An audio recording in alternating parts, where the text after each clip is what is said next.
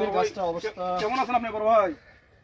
পেঁপে কেমন আছে ভাই? আপনি কেমন আছেন ভাই? আচ্ছা কথা ভাই, আপনি খালি পেঁপে বলা দিয়েছেন, এই সুন্দর তো পেঁপে আছে ভাই। কি হাইব্রিড পেঁপে ভাই? আরে ভাই আপনি কথা বলতেছেন না কেন বড় ভাই?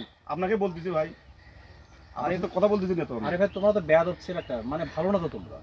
আরে ভাই আপনার সাথে এই জামানার ছেলেপেলে ভালো তোমরা এখন হতে পারো নাই, শিষ্টাচার ভদ্রতা শিখছো।